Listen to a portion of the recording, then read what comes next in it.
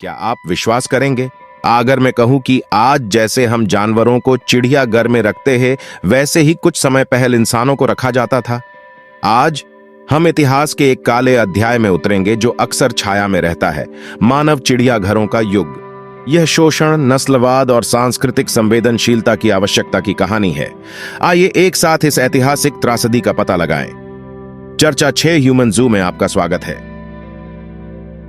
19वीं और 20वीं सदी में मानव चिड़ियाघर, जिन्हें जनजातिक प्रदर्शन या मानव प्रदर्शन कहा जाता है, पश्चिमी समाजों में सामान्य थे।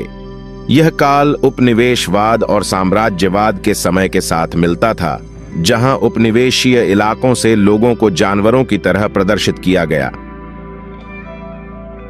एक चमकता हुआ उदाहरण था 1904 की वर्ल्ड्स फेयर, सेंट लुइस, जहां फिलीपींस के जनजातियों को पुनर्निर्मित गांवों में प्रदर्शित किया गया था।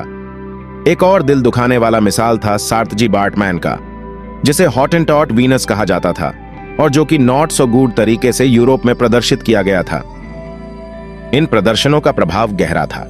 प्रदर्शित व्यक्तियों ने अमानवीयता का सामना किया और उनकी समुदायें परेशान हो गईं। ऐसे प्रथाओं को यहां तक कि ऐतिहासिक और समकालीन आलोचना ने भी उजागर किया है, जिससे स्पष्ट होता है कि ये काले युगों में कैसे जातिवाद और सांस्कृतिक सुप्रीमेसीवाद के सिद्धांतों पर निर्भर थे।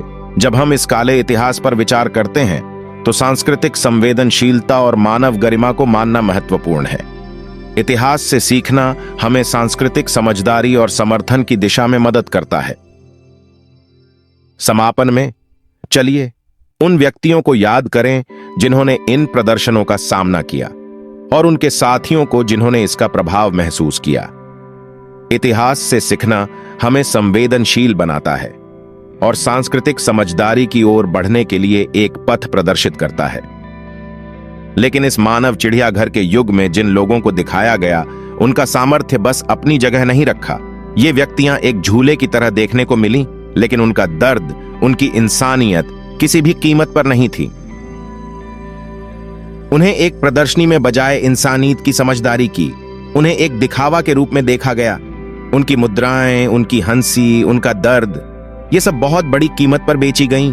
यह एक ऐसा दौर था जब इन्हें न केवल उनकी आत्मा की अजूबजा तक छीन ली गई, बल्कि इन्हें उनके आदिवासी समुदायों की जिंदगी भी बर्बाद हो गई।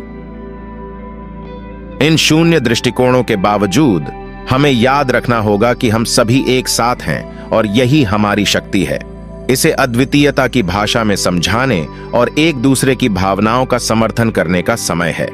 अगर यह वीडियो आपको समझदारी और एहसास की भावना दिला पा रहा है तो कृपया इसे अपने दोस्तों के साथ साझा करें। हम सभी मिलकर इसे सैंक कर सकते हैं और सशक्तिकरण की दिशा में आगे बढ़ सकते हैं। आप सभी को इस खोज की यात्रा में शामिल होने के लिए धन्यवाद। मिलते हैं किसी और दिन, तब तक के लिए अलविदा।